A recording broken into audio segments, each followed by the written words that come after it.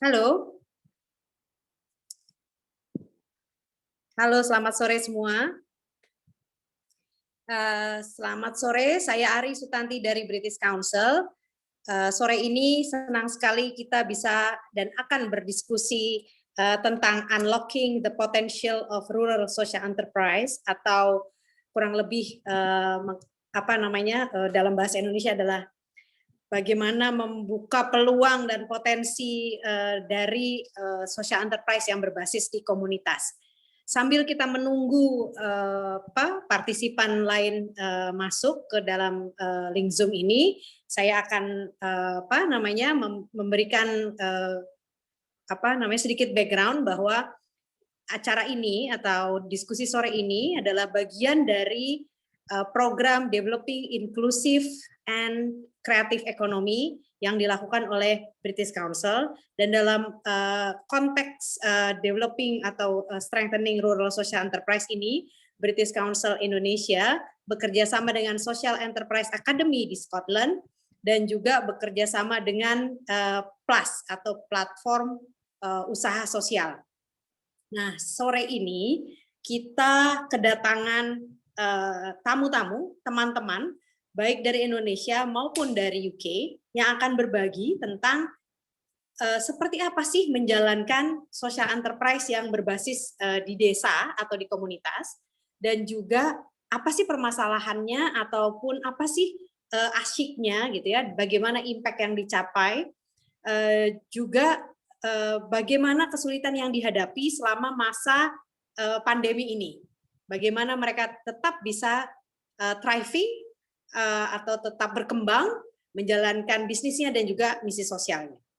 Kita ada sore ini tamu dari Tenun, adalah suatu social enterprise berbasis komunitas di Sulawesi Selatan, yang nanti akan dijelaskan lebih lanjut ya kegiatannya apa, tapi kurang lebih saya jelaskan di sini.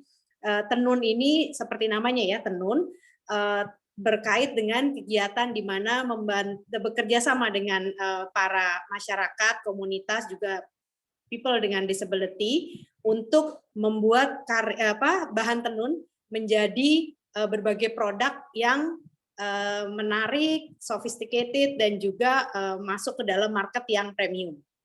Saya sendiri adalah penggemar tenun, pernah membeli ketika di Makassar, dan bahkan saya membawanya ke UK dan ke beberapa negara untuk memperkenalkan tentang tenun Indonesia. Sore ini tenun diwakili oleh Fadli Rahman, yang nanti akan menceritakan tentang seperti apa sih kegiatan social enterprise-nya Tenun bekerja dengan komunitas di Sulawesi Selatan. Yang kedua, kita punya satu tamu lagi, teman juga, namanya Atikah Rashid dari Farm Lintau. Atikah ini dari Sumatera Barat dan bekerja dengan para anak muda di komunitasnya tentang sustainable agro ecotourism. Nanti seperti apa kita akan dengar dari Atika, dan juga apakah selama pandemi ini Atika mengalami kesulitan sebetulnya untuk menjalankan usahanya ataupun misi sosialnya, dan kalau tidak seperti apa perjalanannya, dan apa yang kita bisa pelajari dari Fadli maupun dari Atika. Nah, kita juga akan belajar dari ini partner lama dan rekan lama teman saya, Stephanie Arifin, dari platform usaha sosial atau dari PLUS, di mana platform ini sebetulnya mewadahi para social enterprise dan social entrepreneurs untuk saling belajar satu sama lain, dan juga PLUS ini bertindak sebagai inkubator, berpartner dengan British Council dan dengan Social Enterprise Academy untuk mendukung program kami bersama yang namanya Inclusive Islands, yaitu memberikan support untuk para community based social enterprise dan social entrepreneurs. Nanti kita akan dengar dari Stephanie seperti apa sih community based social enterprise di Indonesia menurut pengalaman PLUS ketika memfasilitasi program Developing Inclusive and Creative Economies. Mudah-mudahan ini akan menarik ya, dan bisa menjadi pembelajaran buat teman-teman yang baru memulai usaha sosialnya maupun yang sudah menjalankan tapi ingin belajar dari pengalaman lain, ataupun ingin melihat bagaimana kita bisa berkolaborasi bersama ke depannya. Lalu kita juga punya tamu dari Scotland. Good morning, David Bryan from Social Enterprise Academy in Scotland. I know it is quite still early in the morning for you, and thank you for joining us. Social Enterprise Academy ini adalah partner British Council sudah cukup lama, baik di dalam program Developing Inclusive and Creative Economies, juga di dalam program kami Active Citizens sebagai trainer. Nah, yang menarik adalah Scotland dan Indonesia. Saya kebetulan beberapa kali ke Scotland untuk pekerjaan maupun untuk liburan.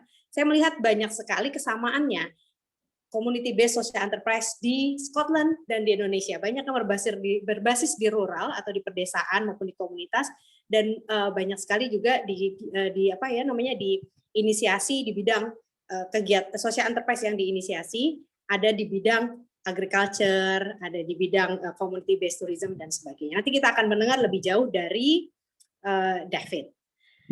Saya pikir itu perkenalan awal. Sekali lagi saya Aris Sutanti dari British Council, dan sore ini akan memandu diskusi kurang lebih 1,5 jam. Nanti ada pertanyaan, ada tanya jawab, dan di akhir nanti di layar Zoom teman-teman akan muncul beberapa kuesioner untuk melihat untuk meminta feedback dari teman-teman terkait dengan acara ini.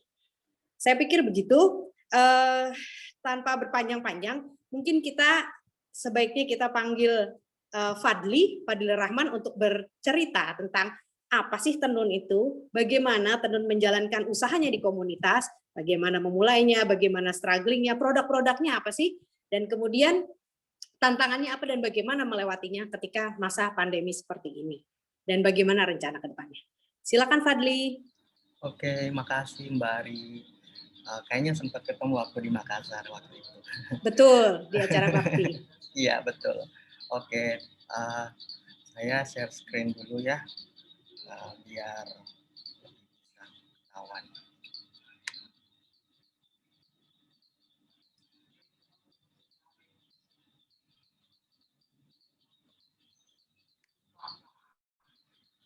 Oke, selamat sore buat teman-teman semua. Perkenalkan, nama saya Fadli. Saya adalah salah satu tim dari Tenun, dan saya lebih bertugas untuk membahas tentang bertanggung jawab tentang operasional dan juga community engagement. Nah, kita bicara tentang Tenun. Bisa agak kencang sedikit atau didekatkan ke ininya? Oke. Ya. Nah, terima kasih. Bicara tentang Tenun, perjalanannya sebenarnya itu dimulai dari salah satu teman saya, namanya Tiwi. Dia adalah founder kita.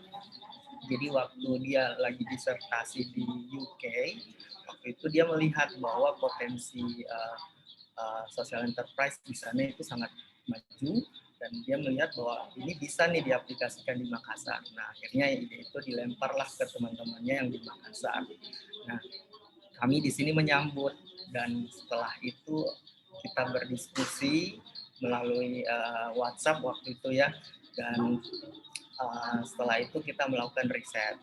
Nah, dari riset inilah akhirnya kita dapat melihat bahwa ternyata kita terjun ke lapangan, ke ibu-ibu penenun. Banyak dari ibu-ibu penenunnya, 3 dari 5 ibu-ibu penenun ini ternyata kesusahan dalam menjual kain tenunnya sendiri. Nah, kita juga menemukan nih fakta menarik, ternyata ibu-ibu penenun ini itu tidak mau kalau misalnya anaknya nantinya jadi penenun. Jadi ada indikasi nanti ke depan generasi penenun akan hilang gitu kan.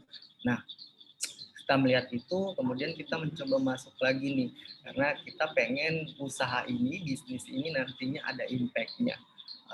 Pembicaraan waktu itu ada beberapa komunitas yang kita mau masuki, dan akhirnya kita fokus coba deh kita masuk ke teman-teman disabilitas.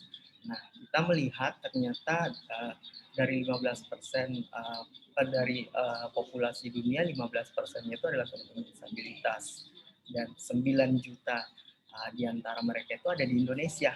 Nah, Sulawesi sendiri itu salah satu pulau yang memiliki penduduk disabilitas terbanyak di Indonesia, dan kalau diperhatikan itu hanya kurang dari 20% dari mereka itu yang masuk di usia produktif yang betul-betul kerja. Nah, dari problem-problem inilah yang akhirnya kita coba fokuskan dan kita melihat bahwa oke, kita udah punya materialnya nih, kita akan memfokuskan di kain tenun, kita akan empower teman-teman disabilitas. Nah, tapi kita mau lihat juga kalau misalnya kita menjual kain tenun, ini gimana marketnya. Nah, akhirnya kita riset lagi. Misalnya ternyata 28 dari 35 provinsi di Indonesia itu punya kain tenun sendiri. Nah, ini jadi resource buat kita. Kita juga lihat bahwa industri fashion di Indonesia sendiri itu setiap tahunnya ada perkembangan. Nah, dari informasi-informasi ini akhirnya kita mantap dan lahirlah tenun. Jadi tenun itu apa? Tenun adalah bisnis sosial yang berfokus untuk membuat produk-produk kreatif di mana kami bekerja sama dengan ibu-ibu penenun lokal dan kita juga bekerja sama dengan teman-teman disabilitas dalam proses produksi. Jadi yang bikin produk-produknya adalah teman-teman disabilitas. Nah, kemudian kenapa akhirnya kita fokus di sini? Ada visi sebenarnya yang kita bawa. Visinya sendiri yaitu kita pengen menjadi satu wadah inklusif di mana semua orang bisa terlibat, bisa berkolaborasi tanpa adanya batasan. Itu visi kita. Kemudian misinya kita ada 3. Nah, pertama kita melakukan fair trade, pendekatan fair trade, di mana ibu penenun ini kita tawari langsung, kita kasih support bahwa kain tenun ini bagus, kain tenun itu satu warisan budaya kayak gitu.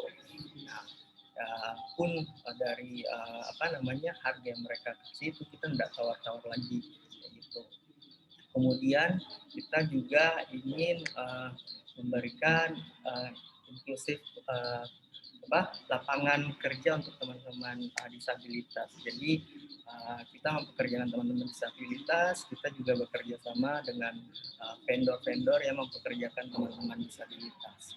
Nah, terakhir adalah kita pengen mengedukasi juga masyarakat melalui produk kita bahwa kain tenun itu adalah warisan budaya yang perlu kita jaga. Kita juga ingin meningkatkan awareness ke masyarakat tentang bagaimana itu inklusivitas. Ini adalah jalur bagaimana produk tenun menjadi satu produk.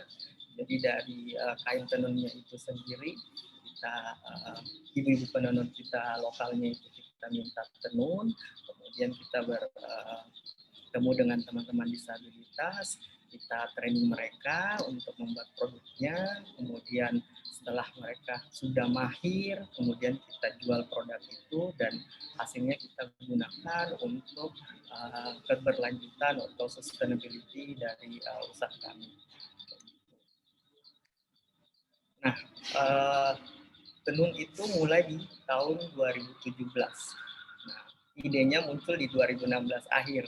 Jadi sekitar 3 bulanan, 4 bulan, barulah kita siap-siap launching di bulan Mei waktu itu. Nah, kita sudah menjual sekitar 15.000 produk dan 97% marketnya adalah di Indonesia, 3%-nya sudah pernah kita pasarkan keluar.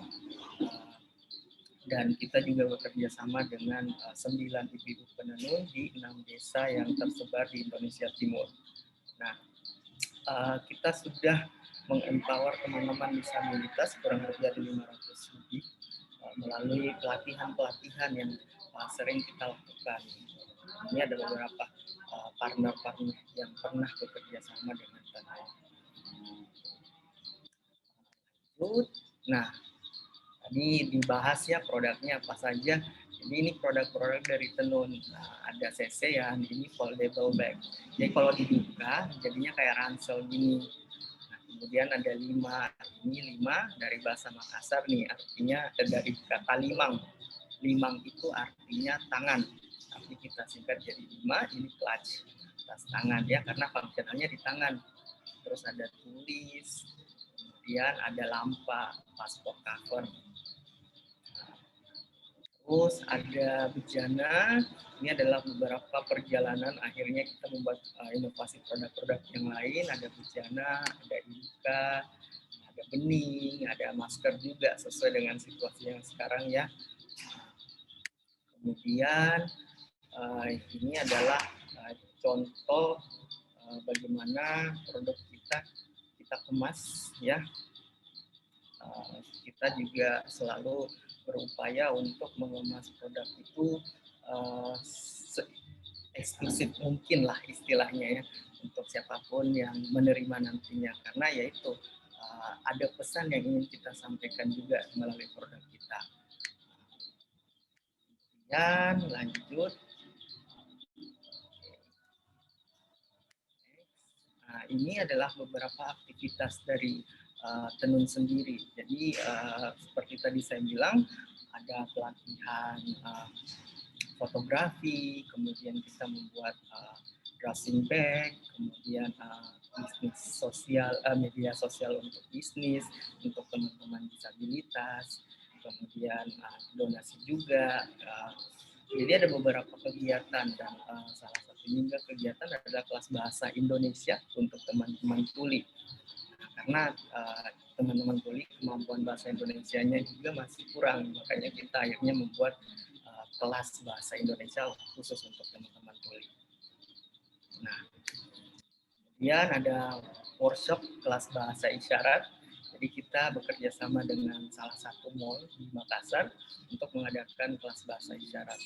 Nah, melihat animo masyarakat cukup banyak untuk diadakan kembali, akhirnya kita sempat sampai 1 bulan itu 4 kali aktif lah untuk melakukan kelas bahasa isyarat, karena ya itu tadi banyak ternyata yang interest dan pengen untuk mengenal dunia disabilitas, dan salah satunya adalah dunia tuli gitu.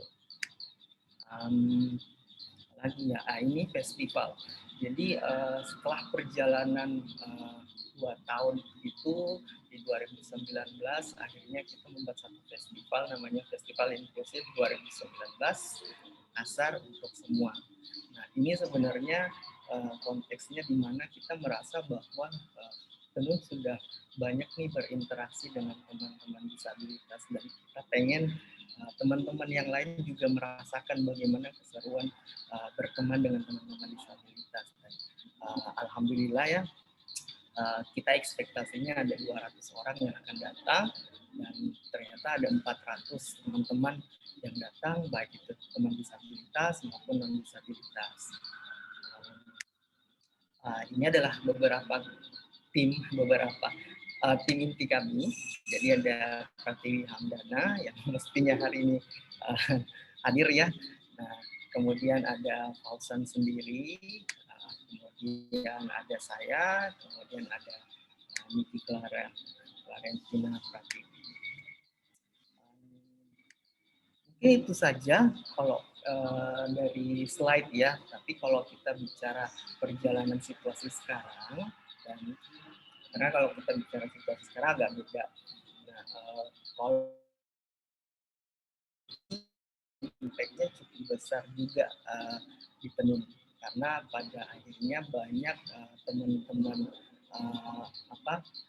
perusahaan akhirnya postpone dengan kegiatannya, dan beberapa kegiatan festival atau pameran akhirnya tidak terjadi ya.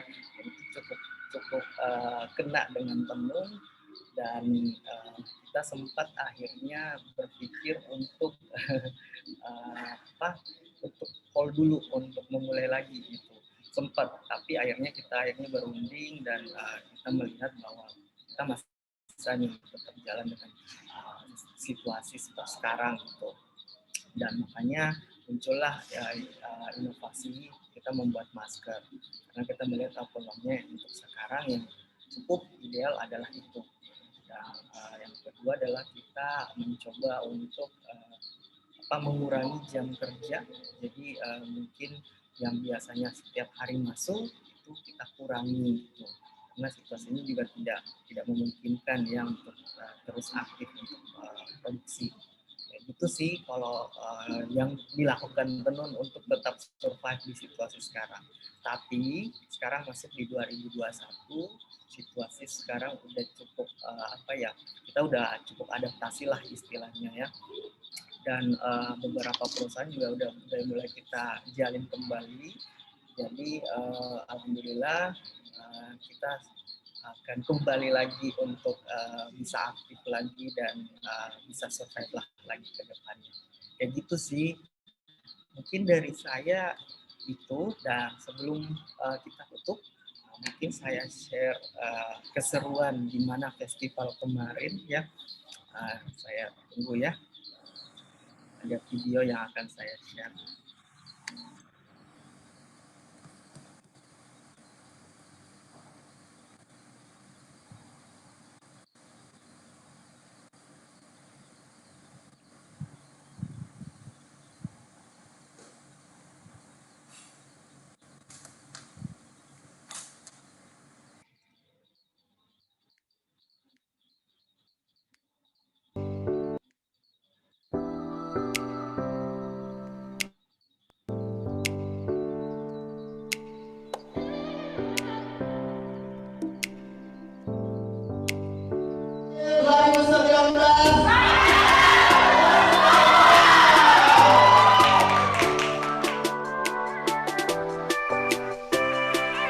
Terima kasih sekali lagi kepada Tenun, kepada teman-teman komunitas yang berkolaborasi hari ini. Selamat datang di Bikin Bikin, selamat menikmati Bikin Bikin, dan selamat menikmati festival musik dari Tenun.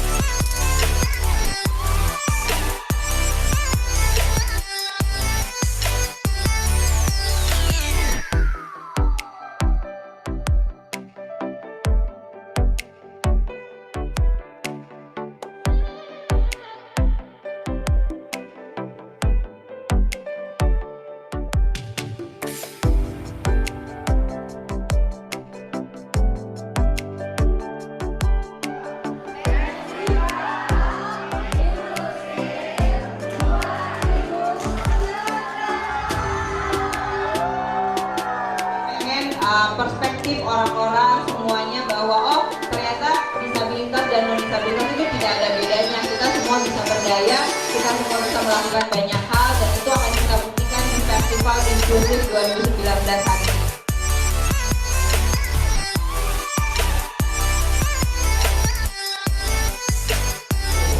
Jadi memang tujuannya adalah ini untuk memberikan aksesibel informasi. Hari ini kita tidak membahas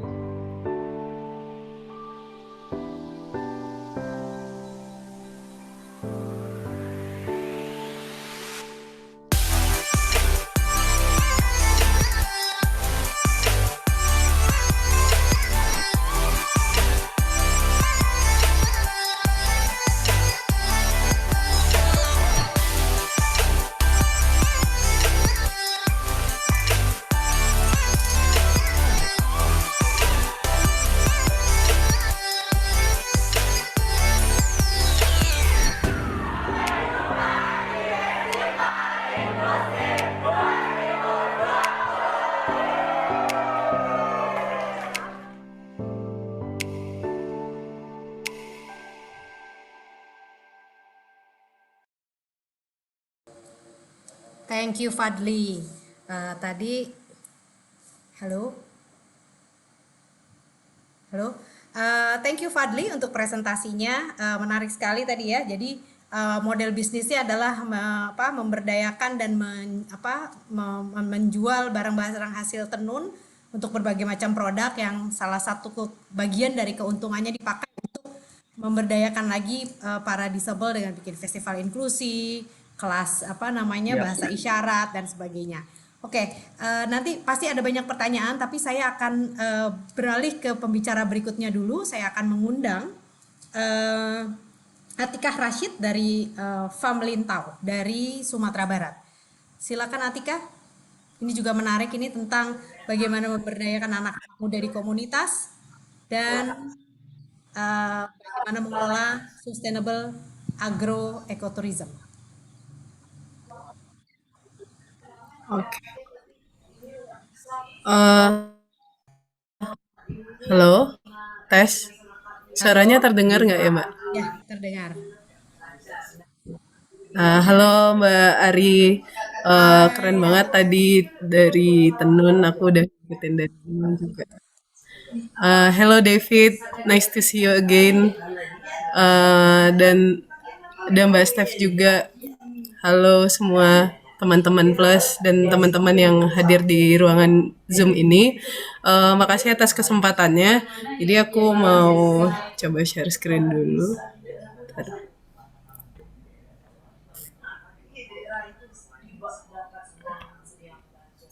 Oke.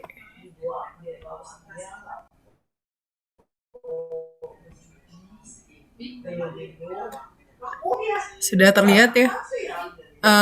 Bismillahirrahmanirrahim. Assalamualaikum warahmatullahi wabarakatuh. Waalaikumsalam.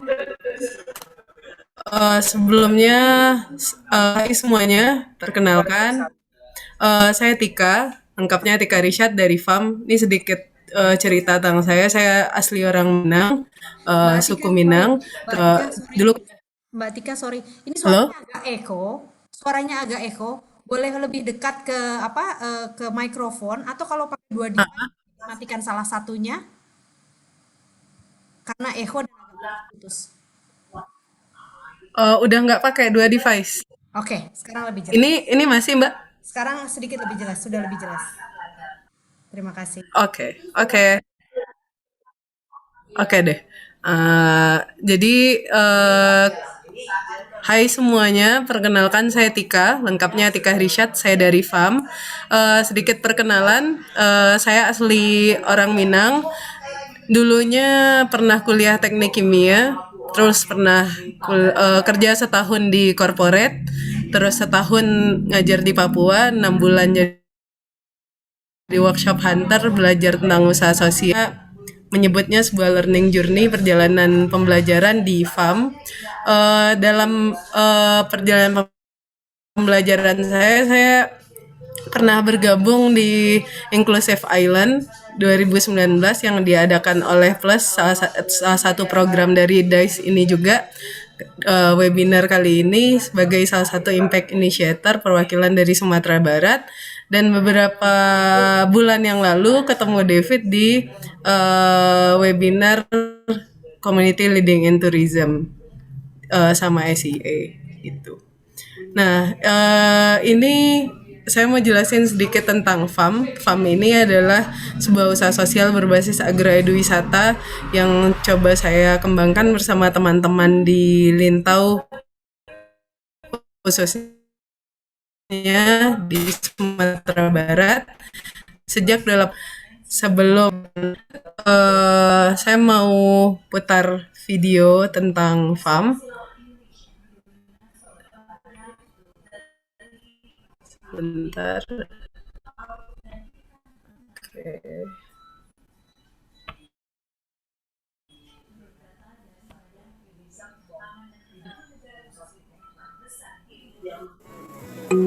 Oke, suaranya terdengar.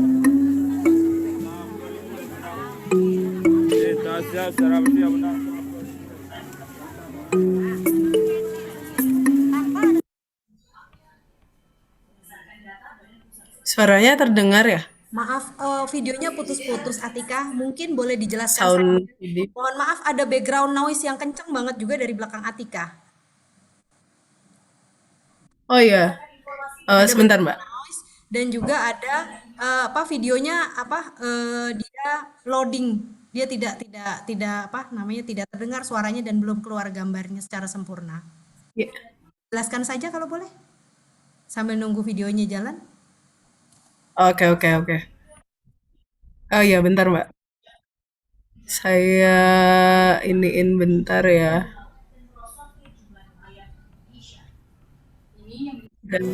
Oke. Kalau sekarang sudah?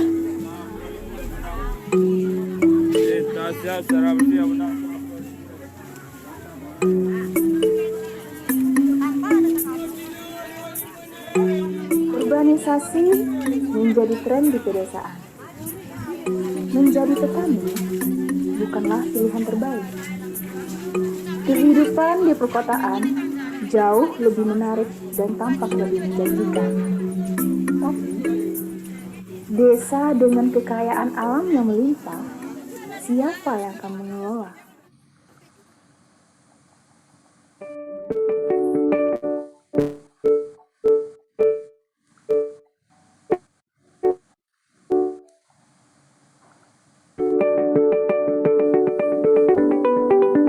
Sejak 28 Desember 2000, FAM mengajak pemuda lokal untuk bersama-sama membangun desa melalui agroedwisata untuk menekan laju urbanisasi. FAM melakukan pendekatan dan pendampingan masyarakat untuk memetakan dan mengembangkan potensi desa.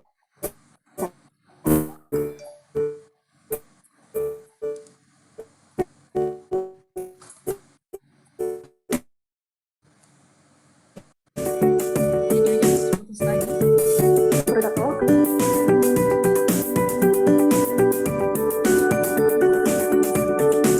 Danau Baraja yang merupakan rumah belajar berbasis kearifan lokal.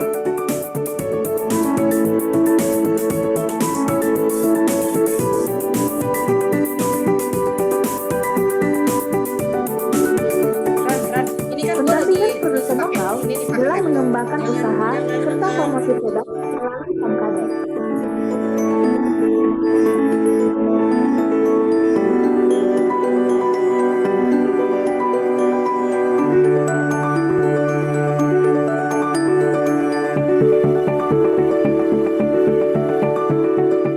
Farmhouse merupakan homestay yang berbasis di rumah masyarakat.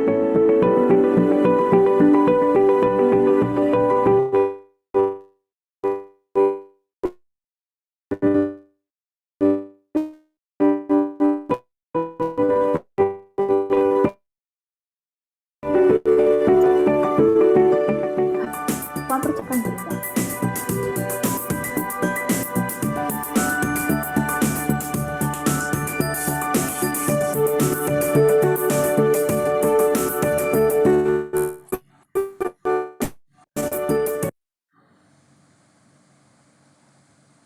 Halo Atika, sorry videonya putus-putus, boleh dilanjutkan dijelaskan saja ya.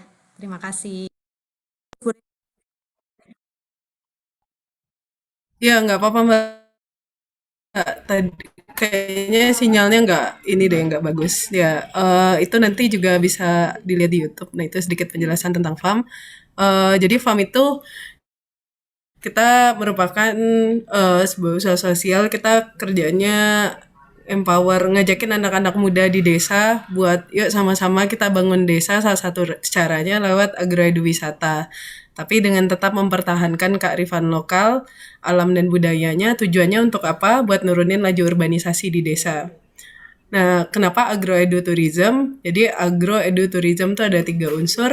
Ada agriculture, karena menurut saya pribadi, agriculture itu kebutuhan dasar manusia semuanya dari pertanian, baik itu sandang, pangan, papan.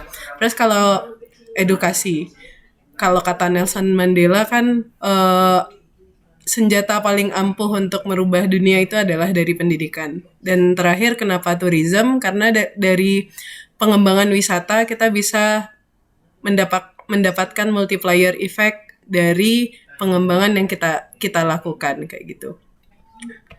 Oke, nah jadi secara garis besar FAM itu ada 4 kegiatan utama. Yang kegiatan sosialnya itu adalah Danau Baraja, artinya itu rumah belajar, tempat belajar bersama-sama bagi anak-anak, siapapun yang ingin belajar di sini. Rumah belajar berbasis kearifan lokal yang bentuk legalitasnya itu sendiri, dia adalah yayasan. Terus ada Farm Tour and Workshop, itu merupakan edutourism atau paket-paket wisata serta pelatihan yang kita lakukan di pedesaan. Terus ada Farm Kadai, itu adalah toko untuk produk-produk lokal yang kita kembangkan. Ada 3 kategori saat ini, ada produk makanan dan minuman, terus ada produk kerajinan, dan juga tentunya ada produk-produk pertanian.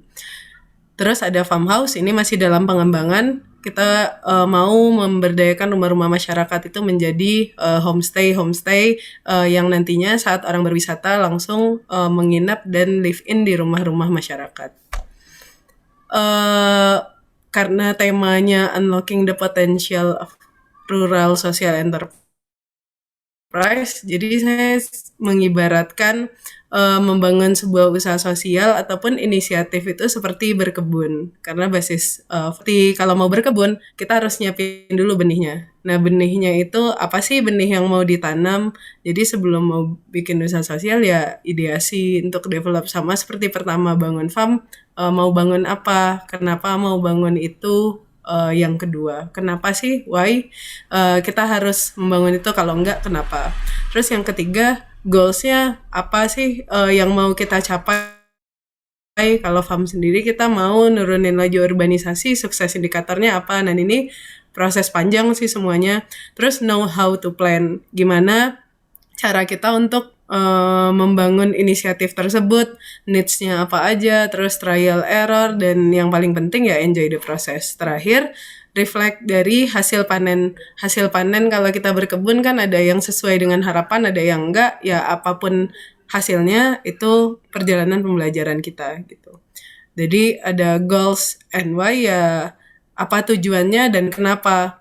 Terus kita harus tentukan tujuannya, kemana sih ini akan dibawa, dan why, kenapa itu harus diperjuangkan. Jadi pas sebelum sedikit sharing sebelum saya pulang dulu, pulang kampung Desember 2018, itu udah ada rancangan mau bikin apa di kampung dari waktu 2016 sebenarnya, waktu masih kerja. Tapi pada saat kita mengeksekusinya memang banyak tantangannya. Strong why-nya ini yang menguatkan kita biar dia terus kita jalani, diusahakan sampai dia terus berkembang. Terus plan, do, check. Jadi ada yang bilang kalau dream aja dengan ada deadline-nya itu jadi goal. Tapi kalau goal di breakdown lagi jadi step, langkah-langkah, itu jadi rencana, jadi plan. Kalau plan didukung lagi dengan aksi, jadi bisa diwujudkan. Dan selama mengembangkan farm ini, rencana-rencana memang ada, tapi kadang banyak yang nggak sesuai rencana juga, yaitu ulang lagi, reflect lagi, akhirnya kita bisa belajar dari situ. Nah, ini yang dilakukan di awal, apalagi kalau di pedesaan atau di tempat yang baru kita kenal. Jadi memetakan potensi-potensi lokal, baik itu potensi pada saat di sana itu sumber daya manusianya, sumber daya alamnya, maupun apa sih yang mau dikembangkan secara spesifik. Kalau untuk farm sendiri, karena kita mau ngembangin tourismnya juga, jadi pemetaan produk lokal termasuk di dalam situ, tujuan-tujuan wisata kita kembangkan dari awal. Nah, terus active learning. Nah, salah satu tantangan kalau pulang ke desa itu, karena dulu jadi banyak seperti tema ini, waktu awal pulang tuh bingung mau belajar dari mana tentang usaha sosial karena hal ini baru gitu. Terus aktif cari di internet. Dulu mungkin webinar nggak sebanyak sekarang pandemi. Dulu kita lebih banyak, orang-orang lebih banyak mengadakan offline workshop, dan jadinya pada saat pulang tuh agak bingung cari komunitas atau cari tempat untuk belajar. Akhirnya banyak itu belajar dari carinya itu dari sharing lewat WhatsApp group atau kegiatan-kegiatan atau daftar-daftar kompetisi. Itu juga salah satu caranya untuk bisa networking dan lain-lain, termasuk waktu ikut Inclusive Island dan di program DICE ini. Jadi harus aktif dari kitanya sendiri, karena kalau kita pasif ya nggak akan dapat. Cara lainnya itu dengerin podcast juga jadi salah satu cara di desa. Terus bisa juga kita yang bikin komunitas itu sendiri di desa atau di tempat kita berada, orang-orang yang sejenis dengan kita. Nah, terus yang terakhir nih yang paling penting, stay sane. Kita harus tetap jaga kewarasan buat support sistemnya apapun itu, siapapun kayak keluarga, kayak teman atau siapapun. Terus ada pause and play, itu harus ada jeda juga, kayak misalnya kalau lelah ya udah stop dulu aja. Habis itu fail, itu artinya time in learning, jadi nggak apa-apa gagal. Yang terakhir ya enjoy the process, nikmati aja the proses. Jadi aku lebih banyak sharing tentang ininya aja sih, bagaimana insight-insight saat mengembangkan farm selama ini jalan tahun ketiga, masih baru banget, masih banyak yang harus dipelajari. Jadi kalau ada yang mau belajar bareng, diskusi bareng, boleh kita sharing-sharing. Sekian dulu mungkin Mbak Ari dari aku. Terima kasih banyak Atika, pengalamannya tadi menceritakan tentang perjalanannya ya. Nanti mungkin sedikit kita bisa balik lagi tentang sulitnya apa sih, atau susahnya atau senangnya apa sih kerja di komunitas atau di pedesaan itu. Dan mungkin nanti di sesi tanya jawab atau sebelum tanya jawab kita juga akan nanya, selama masa pandemi ini jalan nggak usahanya? Nah, tapi sebelum itu saya akan ke Stephanie dulu. Sambil dipikir-pikir jawabannya, saya akan ke Stephanie dulu untuk mengundang Plus untuk presentasi. Stephanie. Hai semua, thank you. Hai. Boleh di-share ke kita tentang apa sih waktu itu yang kita kerjakan bersama teman-teman di komunitas dan sebagainya ini dalam Inclusive Island program sebagai bagian dari DICE atau Developing Inclusive and Creative Economies. Thank you, silakan Steph. Ya, thank you. Screen aku kelihatan kah? Kelihatan. Oke, thank you. Sekali lagi terima kasih Mbak Ari, Research Council dan semua teman-teman yang udah ikutan juga. Aku senang banget sih bisa go after Atika karena she is one of our participant di Inclusive Island, and and as always kita senang banget untuk melihat participants who have gone through our program sekarang masih jalan dan masih thriving. Jadi mungkin nanti bisa ngobrol lagi ya Tika. Tapi mungkin untuk introduce Plus dulu untuk teman-teman yang belum tahu, Plus adalah singkat untuk platform usaha sosial. Jadi mungkin aku akan kenalin Plus dulu sebelum aku mungkin sharing about the key lessons dan key learnings dari kegiatan kita dengan Inclusive Islands. Jadi mungkin gambar besarnya, Plus adalah emang we are one of the many sebenarnya di ekosistem social enterprise sebenarnya banyak banget key players-nya, tapi Plus adalah salah satu yang kita emang service kita adalah untuk membantu social enterprises di Indonesia. So we develop curriculums, we develop communities, dan tahun ini kita ada exciting project yang namanya Resource Hub, bahwa kita bisa berkembangin lagi platform kita untuk menjadi lebih useful so we can develop more content for you, for social enterprises buat dipakai dan grow.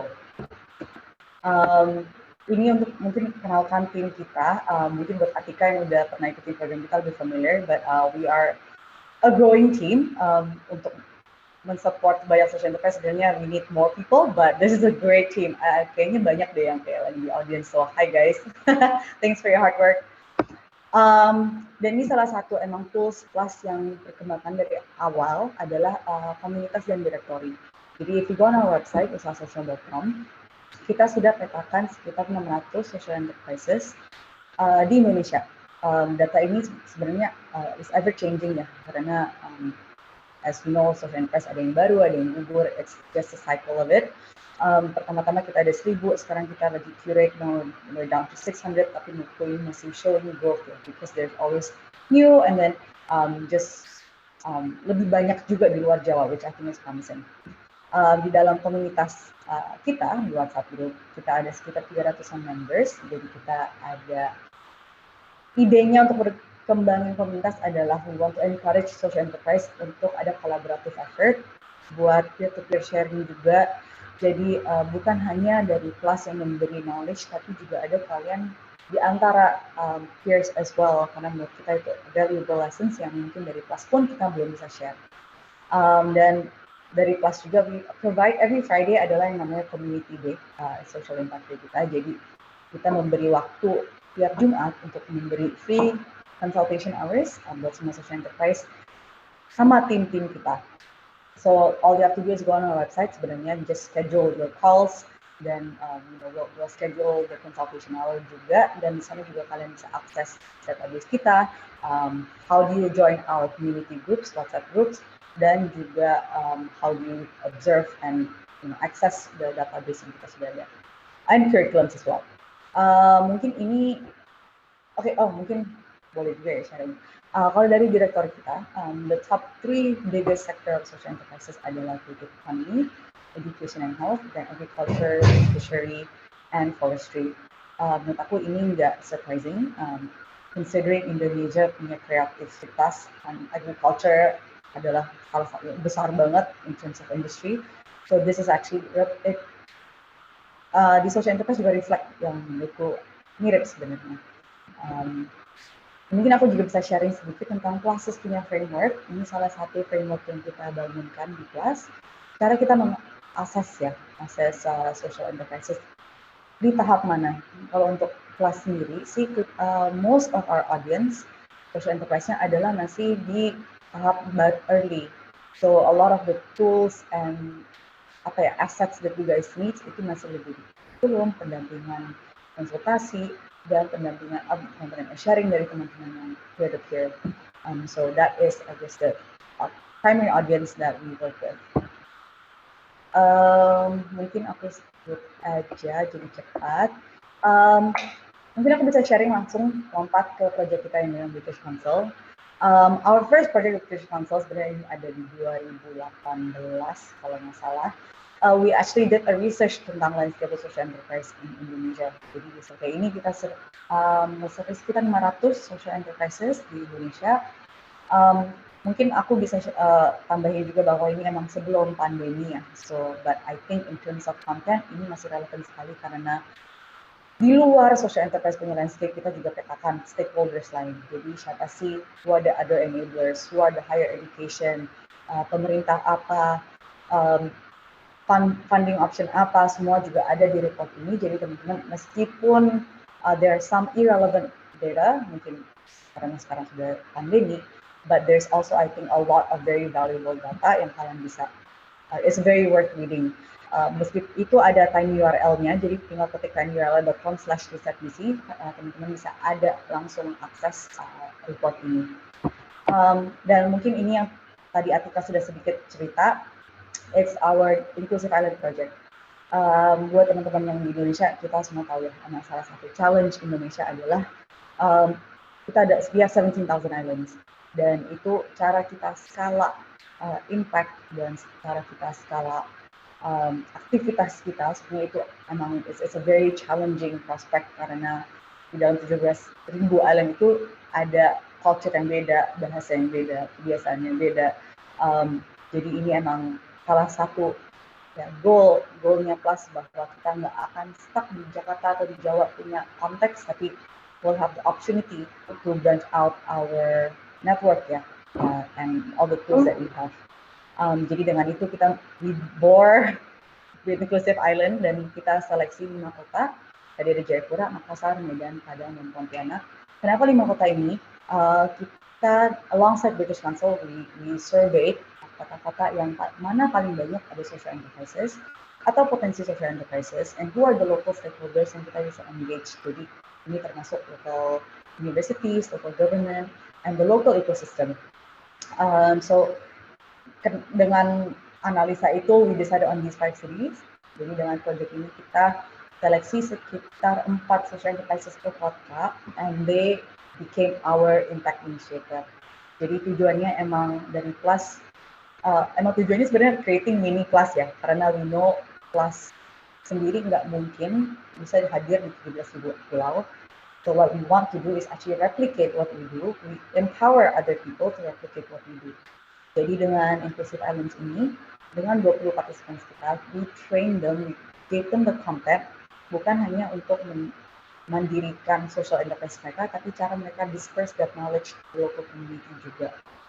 Itu impian besarnya, dan ini sebenarnya when we were designing the project, it was supposed to be our offline approach ya, karena ini banyak kota-kota kecil, emang banyak yang nggak ada kendala untuk mengakses online. But of course with the pandemic, it has shifted the work quite a bit karena yang namanya offline activity udah are put on hold.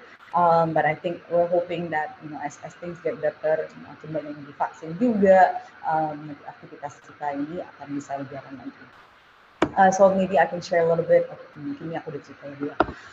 So I guess the key things yang we found during the project is that kami pun dari PLAS, this was one of our first project yang kita di luar Jawa, dan menurut kita ini very very steep learning curve karena di sini benar kita kayak istilahnya kayak digampar gitu. Oh ya ternyata every region, every city, every participant, every region itu benar ada perbedaan yang lumayan besar.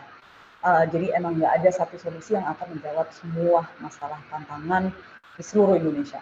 So and the involvement dari lokal komunitas itu penting sekali. Menurut aku it's nothing surprising, but I think it's just another affirmation bahwa itu emang it's a very accurate thought ya, bahwa one emang nggak ada satu solusi buat semua social enterprises, dan dua kita harus konsiderasi bahwa emang semua beda culture, beda challenges akan perlu solusi yang berbeda-beda. Jadi dari kita pun harus kreatif dan harus agile dan harus adapt. Dan mungkin yang terakhir ini key learning-nya. Key learning-nya adalah, there's a lot of mindset change as well. Teman-teman bisa lihat, entrepreneurship development adalah penting. Bukan hanya sisi bisnis, tapi juga di sisi social impact movement. Tapi yang menurut kita promising adalah there is such a strong passion for social enterprises, apalagi di dalam komunitas. Jadi ini salah satu yang driving plus punya passion juga to do what we do, and so I think it's very promising. I think in terms of where the growth is for social enterprises. Tapi balik lagi, I think with a lot of the current climate kita harus belajar caranya juga. Mungkin aku tidak mau terlalu lama because I want Dewi to share as well tentang Social Enterprise Academy because we work together on this project. Jadi mungkin dari singkatnya dari PLAS. Sekian. Thank you Stephanie, menarik banget ya. Ini kita selalu diskusikan tentang betapa luasnya Indonesia dan tidak mungkin ada satu solusi untuk semua, dan a lot of time I think you still remember that we reflected that mungkin kita sangat amat Jakarta centric atau ketika bekerja sama dengan teman-teman di lapangan dan kita berusaha untuk keluar dari itu semua gitu ya. Dan senang sekali melihat responsnya di lapangan ya, Steph. Iya benar. Kalau nggak digampar nggak belajar ya, Bari. Ya, kita senang banget kan ngelihat responsnya di lapangan gitu ya, bahwa ternyata teman-teman di lapangan ini bukan cuman antusias, tapi juga memang mereka deliver gitu. Mereka punya inisiatif yang menarik seperti tadi yang dari Family Tahu, menarik banget.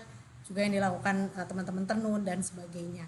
And thank you Stephanie for being like a very creative partners. Duty kita adalah melevel akses ya, access to knowledge, access to network, access to everything really, and hopefully itu emang salah satu kontribusi kita dari PLAS dan British Council alongside as well. Apa yang PLAS rasakan selama COVID situation ini? Apakah menjadi lebih mudah karena fully pakai platform digital, apa menjadi lebih susah atau gimana sebagai enabler? Kalau aku, maybe I can't speak for the others, tapi menurut aku kita sekarang menjadi kesempatan jadi jauh lebih broad ya, because I think we have even more participants yang sebelumnya belum jaringan kita. Tapi di satu sisi lagi karena kita broad, mungkin kita nggak dalam, kita nggak deep. Because in terms of developing relationship, menurut aku masih perlu yang namanya face value ya. Like there's still that strong sense of relationship yang perlu develop di luar online gitu. So menurutku ada bagus, ada jelek. Because on one hand we are now everywhere, kita ada opportunity bisa kemana aja.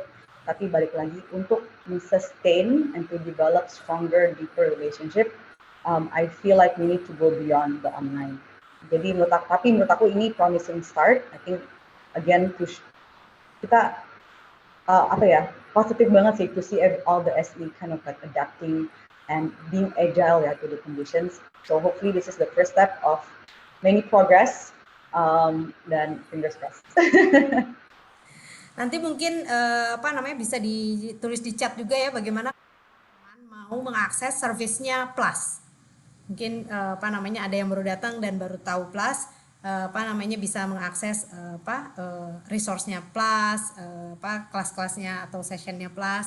Mungkin bisa di-share juga karena Plus ini bukan cuma value partner buat British Council, tapi saya yakin value partners juga untuk semua social enterprise di Indonesia. Thank you, Steph. Aku akan panggil dulu ke David. Ini juga partner yang di Scotland. Hi David. Good morning. Can you hear me clearly? Yes, I can. Many thanks for that. And I should also say thanks for the translation. It's been fantastic to hear the updates from Steph and from Attica, and also to hear about Dunoon. They're just so inspiring. And hopefully I'll pick up on some of those themes of community-based social enterprise and inclusivity. Yeah, and also I saw communalities, similarities between Scotland and Indonesia. I think you heard a bit about the presentations before. So we would like to hear your detailed reflections on what Social Enterprise Academy has been doing in Scotland and what is the actual context of social enterprise there that you can share, and how they can deal with this current COVID situations to progress their activities, and also your reflections on the inclusive economy, inclusive island program. Thank you, David. Thank you so much. We've got a really simple slogan, which is learning to change the world. And if you're happy with the world as it is, then you should not come on our programs, because we're interested in changing the world. Actually, we're interested in helping people like Attica to change the world, because what we do is provide learning and development. All around the world, people are stepping up with a vision to change the world. And I love that quote, a dream written down with the date becomes a goal, and so on. And so we're really, what we're here to do is to help people translate those dreams into plans and actions. And we're really privileged to work with so many amazing people. We do this through partners in 14 countries. We also do direct delivery, such as the work that we did with Plus in Indonesia. Everything that we do is always in partnership. We provide learning, and we need other partners to come in and provide things like business advice, which is more directive, and investment support and other things. And really, we're about sharing learning. We're a very diverse team. This is some of our staff team. You can spot my photograph. I'm the only one who's not smiling on that picture, so I'll smile now.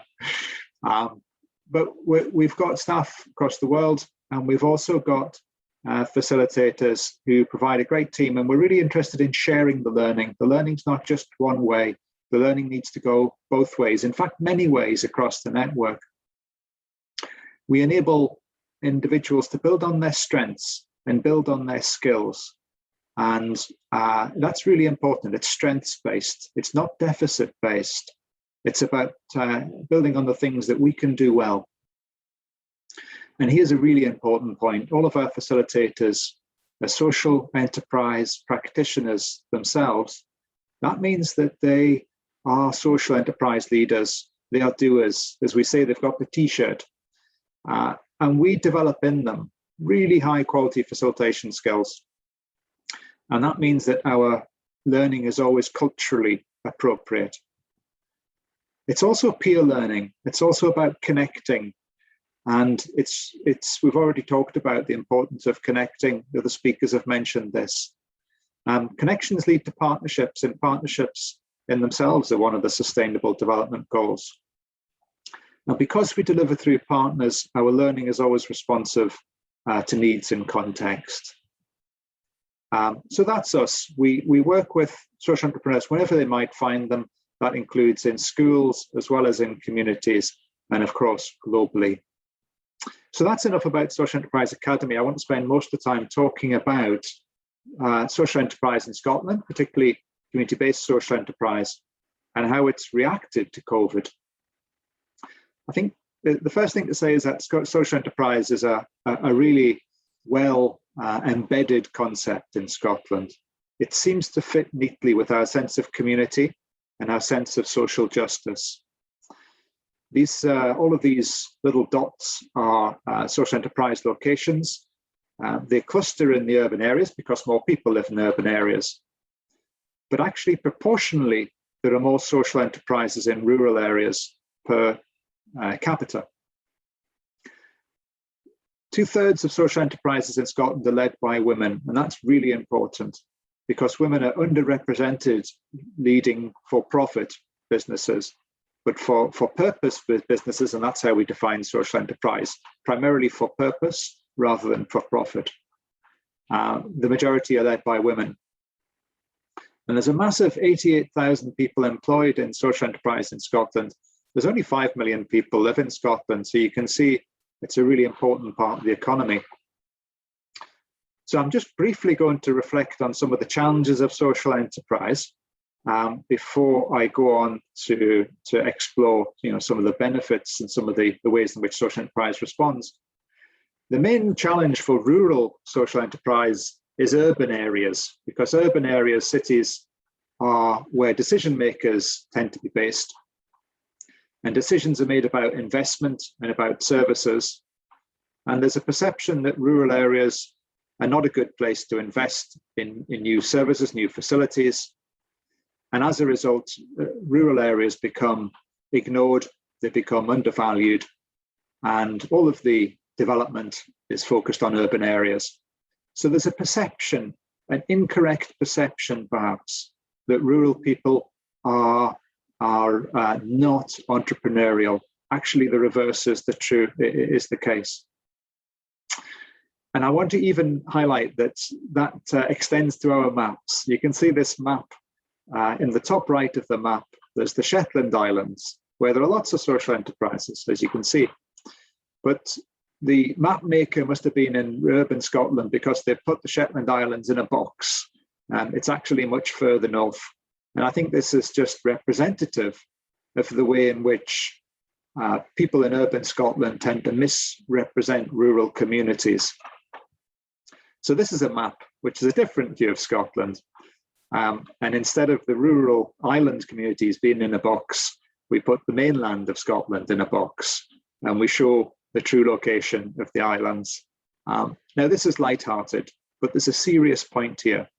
And that point is that if you're in an island, then you don't live in a peripheral location. You don't actually live in a remote place. You live, where you live is your place. It's where your community is. It's probably where your family is. It's where your culture is. And so we take very much a place-based approach. We take our learning programs to rural communities and island communities. This learning program is a 6-day leadership program. It happened on an island called Eigg.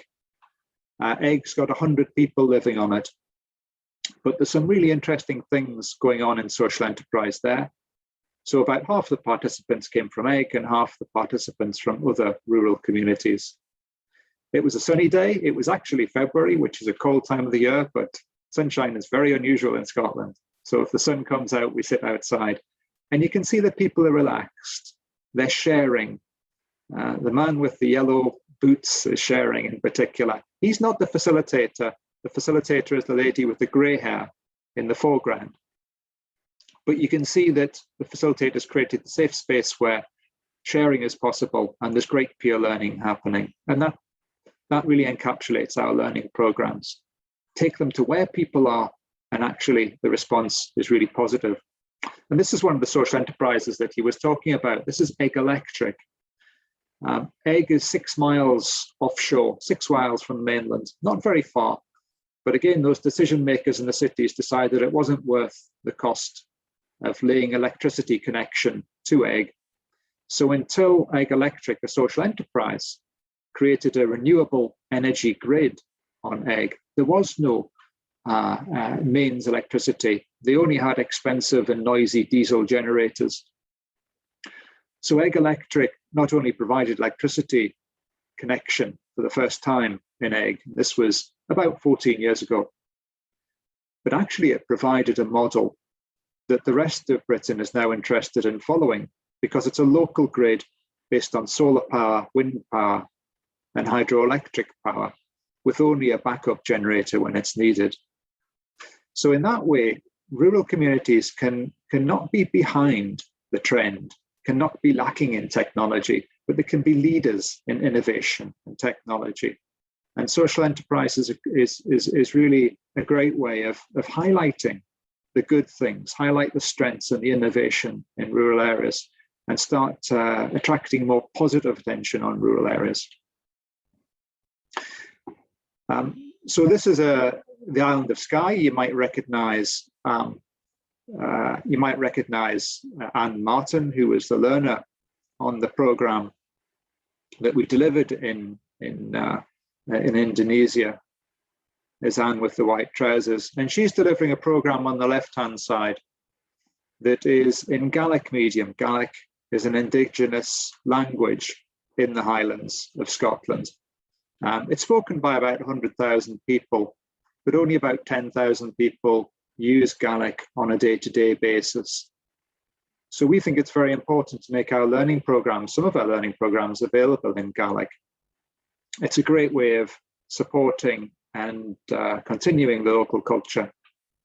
And what we find is if you provide learning programs in islands, this is the island of Skye, as I said, people will come. People are delighted that this is happening in their community, that for once they don't have to travel a long way over ferries that might be disrupted due to the weather, or roads that might be closed due to snow or floods. For a change, urban people, if they're interested, can come to rural areas, and that's what we're interested in doing. So let's talk a little bit about the social enterprises that we find. They're almost, not almost entirely, but they're largely community-based. Communities tend to come together and think about what they want to achieve. They think about what changes they want to make in their communities. They think about the strengths. What do they have in their communities? This is a remote location just either side of the sea from that previous picture. It's called Ardnamurchan Lighthouse. It's the most westerly point of the British mainland, in fact. So it's very remote. And to get there, you would need to drive for about an hour or an hour and a half on a single track road, a very narrow road with passing places. So really, if tourists are going to come to places like Ardnamurchan Lighthouse, and tourism is very important for the economy, there needs to be a very good experience. So the community in Ardnamurchan recently purchased the lighthouse and the land around it. The lighthouse is automated, nobody works there. So the lighthouse keeper's cottage can be turned into tourist accommodation owned by the community. And of course, the profits being reinvested in community-based social enterprise. And they're also developing the parking area, producing walking trails, creating a cafe. The cafe will create employment. And just as Steph and Attica and others were saying, employment opportunities are limited in rural areas. So it's very important to create opportunities, particularly for our younger people, so that we can be retaining younger people in the community. So what is this thing, a place-based approach? This idea of a sense of place is very popular well, it's very popular with governments, and it's popular with planners. What does it mean? It really means exactly what I was talking about in terms of the lighthouse. Build on your strengths. What do you have in your community, which other communities maybe don't have? What are your assets? This is a community called Strontian. One of our facilitators, James Hilder, lives in Strontian, and he's a social enterprise leader there. This is the sea. This is like a fjord, as they would say in Norway. It's an inlet to the sea. So it's quite remote. It's quite difficult to get there. What they've got, though, is a lot of rain and steep slopes. So they realized that a hydroelectric scheme would be a great way of generating clean power, but also income, financial income for the community. So about 10 years ago, they developed a micro hydro scheme, which was very successful. Now that also gave them an asset to borrow against. So once they'd ticked off one or two other projects, like managing this community woodlands and creating a new marina, they were able to invest in solving a problem which Strontian had. That problem was that a new high school had been built by the government about 20 years ago now, and that was great. It meant that young people didn't have to travel and stay away from home to go to school. So more families moved to Strontian. But then there was a need for primary school for younger children, and the primary school was too small. It was falling to pieces. But then the economic crash, 2008, happened, and the council couldn't afford to build a school.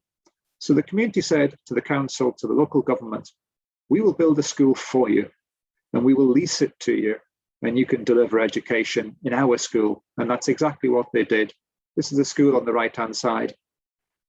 It's built, it looks slightly odd, and that's because it's built to be able to be converted to 4 houses. So if the council ever say we don't want a primary school, we'll base it somewhere else, then the community that own this building can turn it into 4 houses, and that will solve a housing need and will generate some income. Their next project is they've realized they need to build a care home for older people. So again, they'll do exactly that. And they use community share issues. I can talk more about that later if it's of interest. But they invite the community to buy a share in this initiative, and they invite people with an interest who live further away, expats, if you like, or diaspora. They invite them to invest in this, and they know it's going to make money, of course, because they're leasing the school to the council. One trend that we've seen is communities to say, well, look, the real asset is the land. It's the hills, the mountains, the lochs, the communities, the farmland, the villages, and we want to own our land. Which of the rural land in Scotland is owned by individuals? Many of them are not Scottish, they're not from Scotland. And they own the land predominantly so that they can have shooting lodges. So it's their own private enjoyment. Sometimes areas as big as 50,000 hectares can be owned by one individual, primarily so that they can have a shooting holiday there. And of course, the interests of local communities are not top priority. So the community say we want to own the land, and over the last 20 years, more and more communities have owned the land. So on the left-hand side, the community bought this land about 20 years ago. And as soon as they do that, they can start managing it for community interests, creating jobs, building houses, creating a sustainable community. And on the right-hand side, this is another island. This is called Ulva. 300 years ago, there were 800 people lived on Ulva. I went to Ulva 20 years ago. There was only 27 people living there. Last year, there was only 5 people living on Ulva. You can see the extent of rural population loss. So the community bought the island, and they're interested in, of course, creating a sustainable community, and that could be around social enterprise as well as private enterprise opportunities. These are forever projects. That's what they've been called, because when a community buys the land, it's buying the land forever.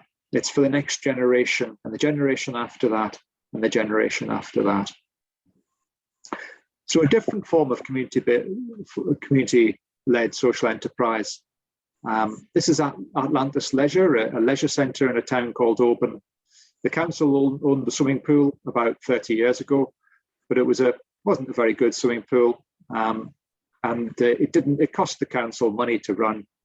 And the community said, we'll take over the swimming pool, transfer it to us, and we'll build around it a whole sports centre with tennis courts and gym and squash courts and all the rest of it. And we'll use it to engage with the community, because one of the challenges in rural Scotland is that the population is quite old, high number of disabled people living with serious health conditions. So the community used this leisure centre as a way of engaging with people. Not only, but the major objective is to engage with people who wouldn't normally use a leisure centre. And because it's owned by the community, you notice this is the front desk. There's no barriers, there's no turnstiles. Every other swimming pool, you have to go through a turnstile. Here, you're welcomed. Why? Because it's your swimming pool, it's your leisure centre. Why would you put up a barrier? So there's a different atmosphere, a different approach, more welcoming, more engaging. I've got about 3 or 4 more examples, so I won't talk for very much longer. This is the island of Uist, one of the Western Isles. And the particular problem they have there is men in their 40s and 50s who are addicted to alcohol predominantly. So unemployment is very high, mental health is very poor, but the resources as furniture that would otherwise be wasted, end-of-life furniture. So they create a workshop where the men affected by alcoholism are able to learn skills, develop their skills, fix up furniture, sell the furniture, which is in the shop, which is the building, the room with the big glass window. So it's sustainable, it generates income, but it also creates social benefit. And I like this quote, community recycling, it's about wasted resources, but it's actually about wasted lives as well. Saving resources and saving lives go hand in hand.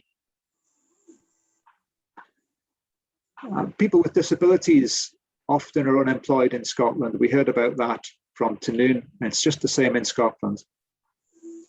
The resource here is, it looks like waste. It's cans, but cans, aluminium cans and steel cans have value, of course. And this social enterprise takes the cans, it sorts them and bales them, and it sends them off to be recycled. They work with about 300 businesses in Murray every 2 weeks, and they take all of the cans from the 90,000 people who live in Murray through a household collection. All of the work is done by people with learning disabilities. And this is really very important. Just a very short story.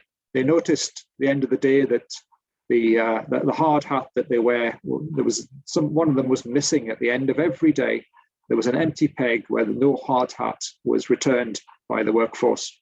So they noticed which individual, which person it was who was going away with the hard hat. And they said, why do you go home with the hard hat? Why don't you leave it on the peg like everyone else? And this young man said, I like to wear my hard hat on the bus on the way home so that everyone can see I've got a real job. And that's what it means. It's more than just a job, it's about empowerment. So the last example, community-based social enterprise, it's about people, it's about place, it's about culture and identity. This is the Shetland Islands. This is the islands that were in the box on that map. The community here built a museum, which is the building on the right-hand side, and the inside is on the left-hand side. It was a £12 million investment, so a huge effort to raise the funds, borrow the money, gain the investment. The shape of the building is the shape of a sail on a traditional Shetland sailing boat. And the cobbles, you can't really see this, but the cobbles, the stones that make up the harbour were actually uplifted. They were going to be disposed of in the 1960s, but this social enterprise, the Shetland Community Trust, stored these stones, and then 35 years later thought, I know what we'll do. We'll use them for the harbour. The harbour was rebuilt. The area was cleaned up. A most amazing facility. You can see inside. It's just a beautiful way of displaying Shetland's culture. And I was talking about earlier about the lack of attention, the lack of focus, perhaps, on rural areas. Well, they solved that problem in Shetland because Prince Charles and Camilla was there to open the museum, but also the King and Queen of Norway were there at the opening of the museum. Shetland's got links to Norway culturally. So 2 royal families were there to open it. And I think that's really important. It's not just about providing services, building communities. It's about building the profile and appreciating rural areas for their assets, their strengths. That, of course, means the people. So we were delighted to be involved in the DICE Inclusive Islands programme, particularly as you can see, lots of island-based social enterprises in Scotland. And Anne Martin, our facilitator, has lived in the islands all of her life. She's a native Gaelic speaker, so she appreciates the value and the importance of culture and how that underpins community. But we've also been delighted that speakers were from Indonesia. We've involved in our learning programs in Scotland. And that's one of the characteristics of COVID. It's accentuated what was happening anyhow.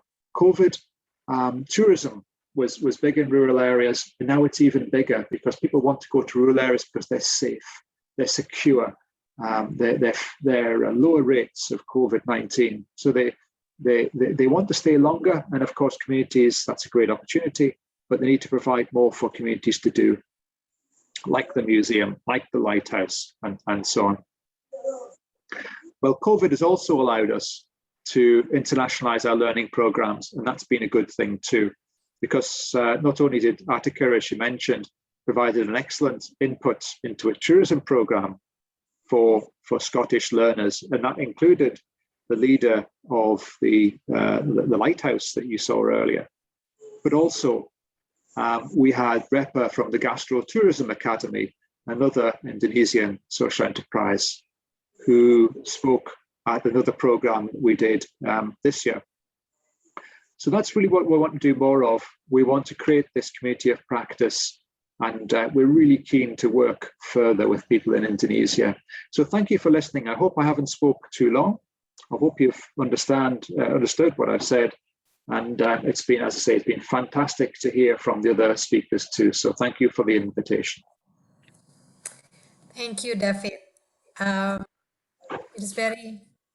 It is very useful for us because we learn about like the context that you are working in Scotland, various tips, and I took note about like various points, especially on there is incorrect perceptions about rural people are not being entrepreneurial enough or they are not creative enough, but then it is just need a bit of more collaborations, then they can leverage what they have. And also you are saying about the role of social enterprise can highlight the potentials and the strength of rural communities, and you are giving a number of examples from Scotland. And another interesting point is just is about the fact that the job created by social enterprise is not just a job, but it is also an empowerment process, and it gives people dignity that they are capable of doing things and thriving within their communities and with their own assets. I think that is like things that especially for me I take note, and I think it is of similar things in Indonesia. Untuk pertanyaan-pertanyaan, I'm switching now to bahasa Indonesia, David, but you can get the translations. For the questions and answer, kita sudah punya beberapa pertanyaan, tapi kalau masih ada yang mau bertanya, dipersilahkan. Kita ada beberapa pertanyaan untuk ada yang untuk tenun, ada juga untuk Famlintau. Untuk tenun ada pertanyaan dari Anita ya. Oh sorry, ini untuk Anita ini untuk pertanyaan untuk Famlintau. Bagaimana kesulitannya sih kerja di grassroots, dan bagaimana kesulitan atau pengalaman mengembangkan community based tourism dan bagaimana menjualnya, karena desanya cukup terpencil gitu ya. Itu pertanyaan untuk Atika. Kemudian ada pertanyaan juga dari Veronica. Saya salah melihat. Ini pertanyaannya dari Veronica yang tadi ini, yang bagaimana sih kesulitannya membuat paket wisata di daerah terpencil dan bagaimana cara menjualnya. Terus kesulitan yang dihadapi selama pandemi ini apa? Nah, untuk tenun, saya punya pertanyaan sebetulnya. Quality control untuk produk craft itu kan tidak mudah ya dilakukan, apalagi kalau yang melakukan adalah bukan artisan. Bagaimana tenun bisa melakukan itu? Dan bagaimana Tenun menyiapkan supaya komunitas people with disability bisa punya kemampuan itu. Ada juga pertanyaan lain, tapi saya pikir itu dulu 2, nanti kita sambung dengan pertanyaan yang lain. Thank you. Silakan mungkin Atika dulu mau menjawab.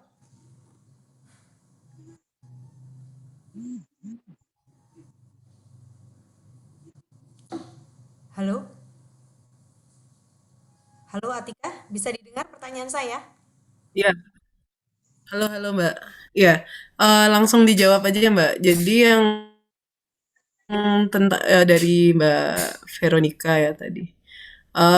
Jual paket wisatanya meskipun cukup terpencil. Jadi kalau kan baru masuk tahun ketiga, jadi dia dari Desember 2018. Nah itu pertama kali kita coba untuk jual itu di bulan April setelah 4 bulan di tahun 2019, setelah 4 bulan pengembangan. Itu kita coba jual namanya menyusuri perjalanan sepiring nasi.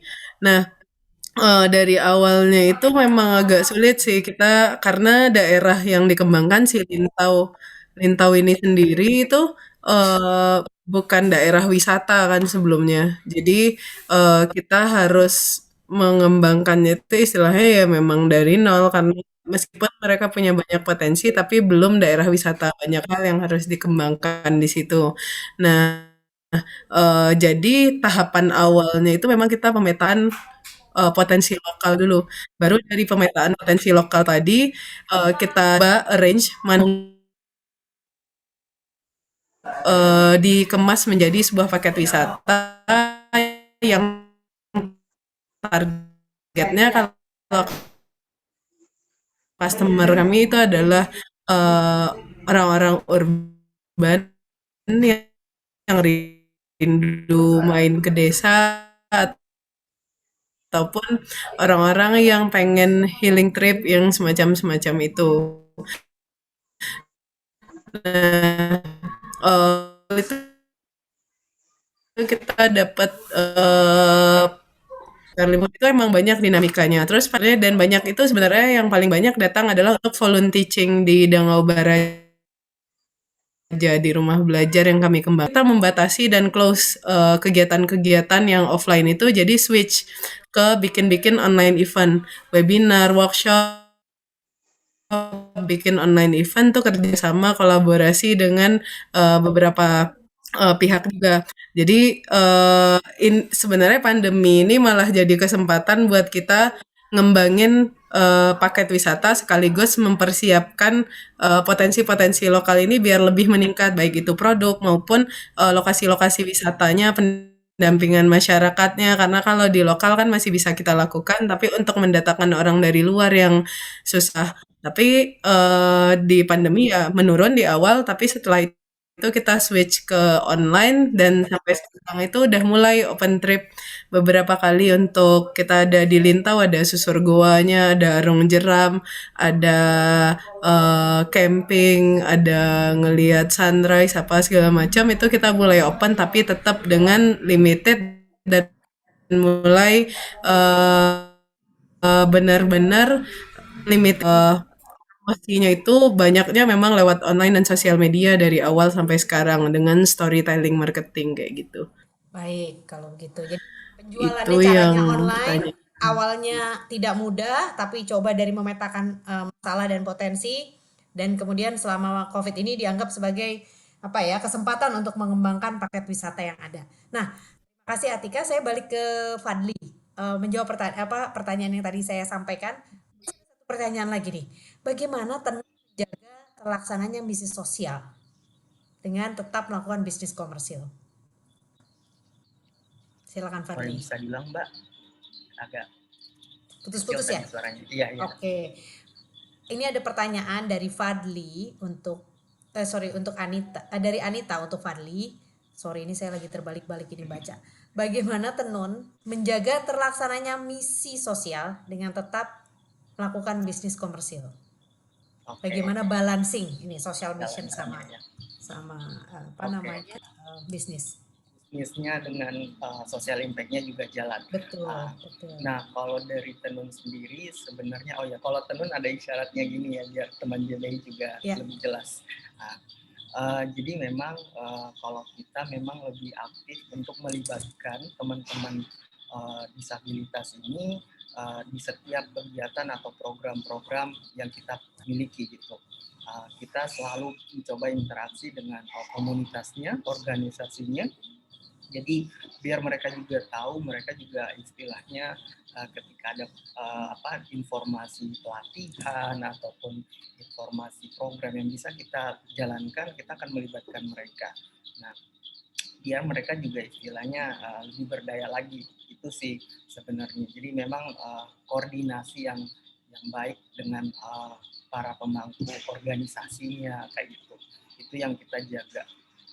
Tadi ada pertanyaan juga dari Mbak Ari ya. Betul, ada pertanyaan tentang bagaimana quality control-nya. Karena bekerja dengan teman-teman di komunitas ini kan bukan, mereka belum tentu artisan ya, bukan Betul. sudah bekerja di sektor itu. Nah, bagaimana menjaga quality control. Nah, dan bagaimana memasarkan, sekaligus ini ada pertanyaan lanjutan soal dari yang lain. Ya. Oke. Nah, kalau bicara tentang quality control sendiri, memang di awal memang agak susah tuh waktu itu bicara tentang kapasitas dari teman-teman disabilitas. Nah, sebelum betul-betul mereka terjun membuat produk kita, memang kita memberikan training. Jadi trainingnya itu sekitar 3 bulan, karena kita fokus di kain ya. Jadi kita latih mereka menjahit. Nah, artisan tenun sekarang itu sebenarnya untuk sekarang itu teman tuli. Ada tuli, dan kita fokus di situ. Kita kasih dulu pelatihan les menjahit dasar. Biasanya mereka kan diajar dulu bikin baju yang masih basic itu. Setelah itu pelan-pelan kita minta mereka bikin untuk produk prototyping dulu beberapa kali. Setelah itu barulah kita cek kayak gitu. Jadi memang step by step sih, kita tidak langsung langsung membuat dia produk tenun gitu. Dan kita juga mencoba mencari teman-teman disabilitas ini yang memang sudah ada basic atau skill menjahitnya. Jadi itu juga memudahkan kita untuk istilahnya koordinasi, karena kalau bicara produk kain kan ada pola tertentu, dan itu biar lebih mudah untuk memberikan instruksinya. Jadi seperti itu sih kalau bicara pemasaran. Nah, dari pemasaran sendiri kita ada website sendiri.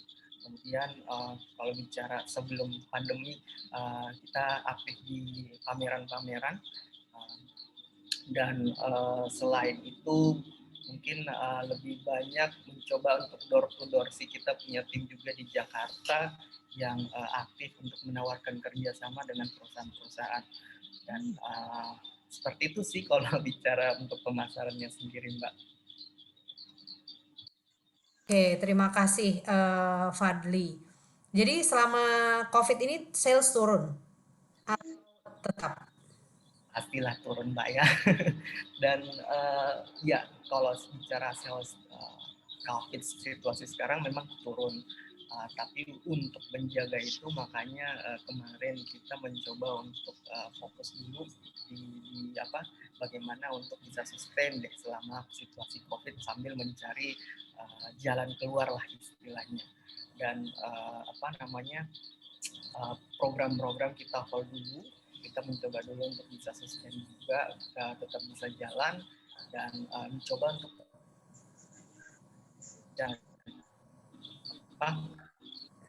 gimana itu akan bisa membantu juga kan. Jadi banyak brand-brand kita coba untuk masukkan untuk program-program untuk bisa membantu kita juga. Kayak gitu sih, Mbak.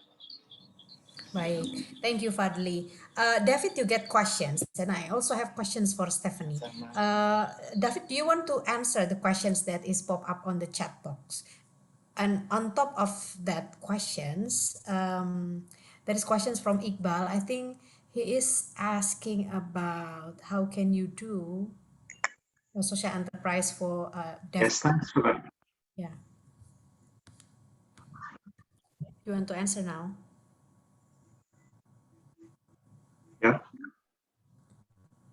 I think so. That the main message is that success is determined. What is success is determined by the community itself.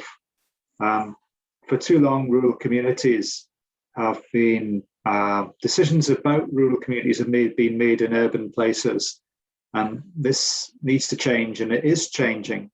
Local communities are perfectly able to decide what they want their community to look like, and how they're going to bring it about. So local communities decide what they want to change, how they're going to change it. They develop a plan, they take everyone with them, the community members, and of course stakeholders, government, and then they make it happen. And then they stop periodically and think, are we being successful? Do we need to change anything? What else can we do?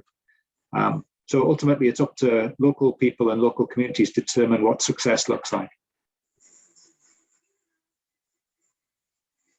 Okay, you have another questions about, can you see that?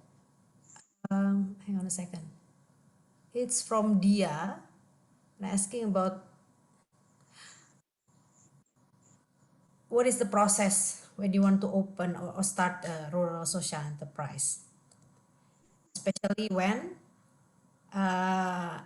in underdeveloped suburban and people rarely know about the concept itself. Can you take that one more question?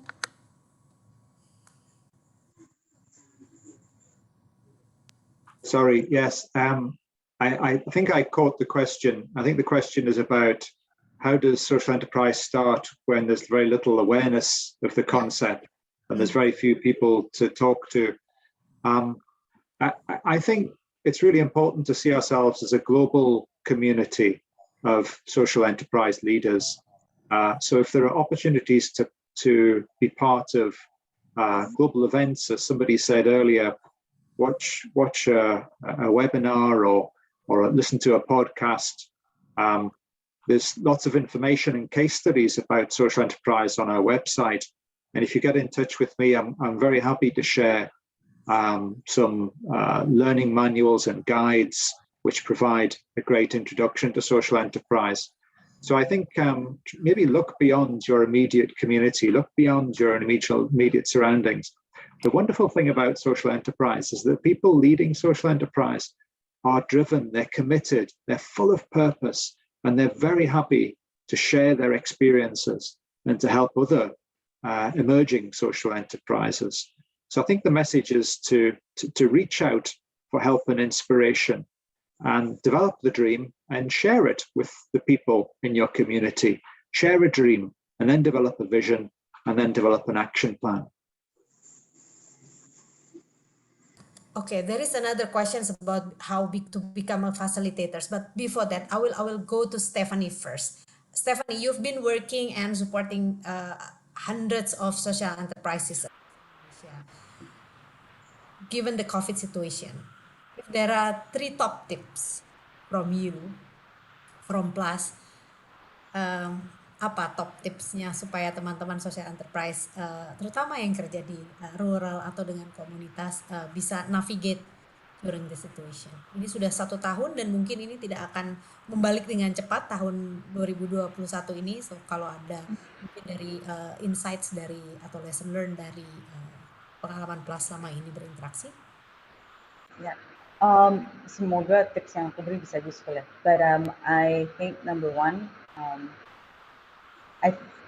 menurutku kita sekarang, dari Plus pun kita ada. Oh, that's okay. A cute dog. Sorry about that. But yeah, definitely I think yang pertama menurut aku ini sebenarnya banyak banget menjadi kesempatan kita belajar ya. Karena dari Plus pun kita sering banget ikut webinar untuk bukan hanya memberi ilmu, tapi juga belajar ilmu. So I think this is actually it's a perfect opportunity buat kita semua belajar. Mungkin 1. Dan 2, menurut aku karena sekarang udah mulai banyak juga yang networkingnya online ya. Jadi teman-teman jangan lupa ini menjadi salah satu kesempatan yang untuk menjadi kolaborasi. So mungkin buat sharing juga, that's something that we encourage a lot at Plus, karena menurut kami untuk social enterprise survive ya, apalagi yang zaman pandemi begini, perlu banget kita gotong gotong royong juga, the spirit, the sense of okay, how can we collaborate and how can we support each other, jadi kita bisa sustain ourselves together. Menurut aku itu yang kedua. Dan ketiga, bukan menjual sih, tapi menurut aku dari kelas pun kegiatan kita balik lagi masih tetap fokus untuk membantu social enterprises. Dan kegiatan kita yang dari konsultasi, dari memberi kurikulum, dari membangun komunitas, ini menurutku hanya satu dari banyak banget tools yang teman-teman bisa pakai, karena to your advantage bahwa hampir semua orang punya approach adalah online. Jadi teman-teman emang kita banyak hambatan kalau banyakkan aktivitas kita offline karena harus travel, tapi sekarang kita tidak perlu travel. Jadi teman-teman jangan lupa untuk sebisa-bisanya mungkin just absorb everything that you can learn online, dan jangan lupa juga networking online itu penting, karena balik lagi ini salah satu menjadi fundamentals even when life is back to normal ya. Kayak relasi yang kita bangun sekarang bisa dibangunkan juga setelah pandemi. Jadi menurut aku itu sih yang kita bisa spend our effort in ya, are those 2 points. Semoga itu membantu. Thank you, Steph. Ini penting banget yang tadi Steph sampaikan ya, melihat ini sebagai kesempatan untuk belajar dan memperbaiki diri, dan sekarang bisa akses apa aja pembelajaran dari mana saja, dan banyak sekali tools yang bisa diakses. Sebelum ini mungkin kan selalu kerja gitu ya, nggak sempat untuk reflect dan belajar, mengembangkan network. Nah sekarang networking itu bisa dilakukan dengan online. Oke, thank you Steph. Aku akan balik ke David. David, one final questions. How do you start social enterprise for a deaf community? There is another question, but this is quite straightforward. How many facilitators do you need for 10 to 15 people in the village? I would say just one, but I don't know based on your experience. I think in Indonesia one is enough, but if you want to answer. So this is going to be the last. If we're thinking of facilitators in terms of facilitating learning and sharing, creating peer learning opportunities, then yes, one facilitator can work with a group of 10 to 15 people. What's most important is the facilitator enables the participants to share learning and support each other, because the answers are there in the facilitator, in the participants' own brains. The answers are in the facilitators, not in the facilitator. But I wondered if the question was actually about how many leaders, how many people can play a facilitating role in your community or with your community of interest. And the answer is that we can all be leaders. We can all facilitate discussions. We can all take a leadership role, adopt coaching approaches, and support others to be their best selves, as the presentation said. Well, thank you. Yeah, I'd agree with you on this. Okay, thank you very much for the very fruitful discussions. Thank you for all panelists, but we are not done yet. So in the last 10 minutes, I'll leave the forum to Gianni, because there is questionnaires that will pop up in the Zoom. But before that, I will need to thank David. Thank you very much for joining us and sharing your experience. Thank you very much, Stephanie, for sharing your journey working with various social enterprise across Indonesia and sharing your insights about your interactions and also Plus work. Thank you, Fadli and Tenun, for inspiring us and working on the ground despite of the difficult situation. Thank you, Atika juga, for a very inspiring journey that you share with us. Wish you a very success in your future endeavor, mengembangkan community-based tourism dan agrotourism. Terima kasih untuk teman-teman dari Plus. Terima kasih sekali sudah memfasilitasi proses belajar sore ini. Saya menghentikan sedikit lebih cepat karena sebentar lagi waktunya azan maghrib, jadi pasti akan ada azan dan kita harus berhenti. Jadi saya sudah bilang tadi dengan panitia kita selesai beberapa menit lebih awal. Untuk itu terima kasih banyak atas nama British Council. Saya Aris Sutanti. Kalau ada hal yang salah boleh disampaikan, saya juga minta maaf. Saya serahkan kepada Giani, dan juga nanti Giani akan selain memberitahukan tentang pop-up questions, ada juga hadiah dari Tenun untuk 2 pertanyaan terbaik yang akan disampaikan nanti oleh Giani juga. Terima kasih ya Tenun sudah memberikan surprise untuk kegiatan diskusi sore ini. Well, thank you very much, and I'm giving the floor to Giani. Thank you, Giani.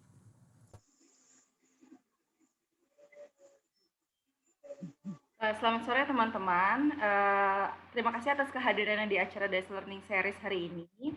Sebelumnya, sebelum acara berakhir, nanti akan ada evaluasi yang kami harapkan agar teman-teman untuk mengisi agar acara kami berikutnya dapat menjadi lebih baik. Selain itu juga ada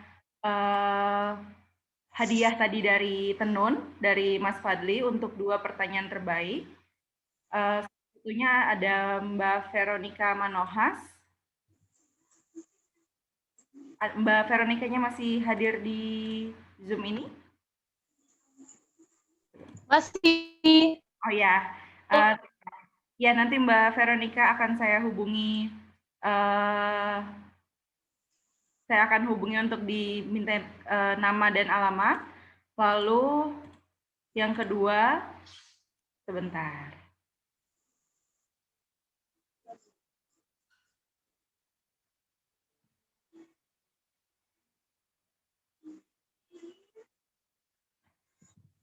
Yang kedua,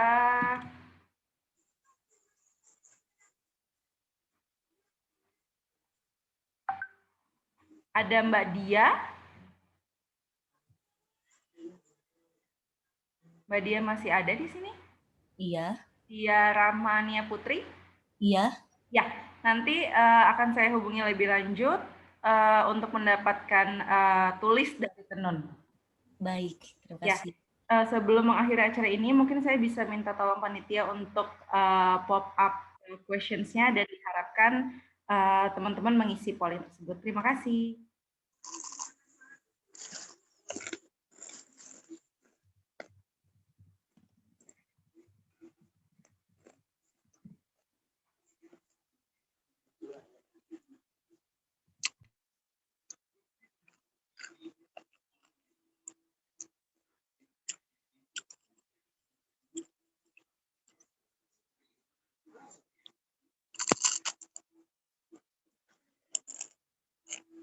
Polling ini akan berlangsung selama 5 menit ya.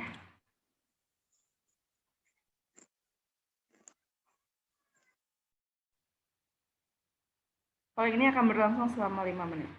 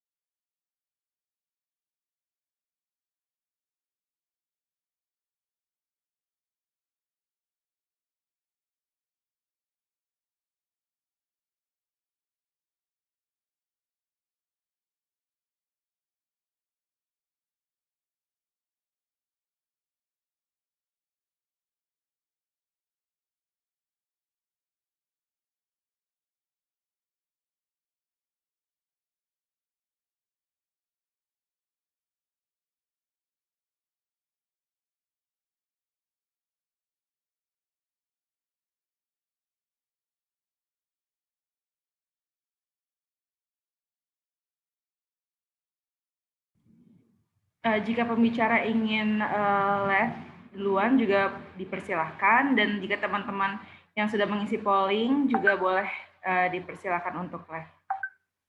Terima kasih.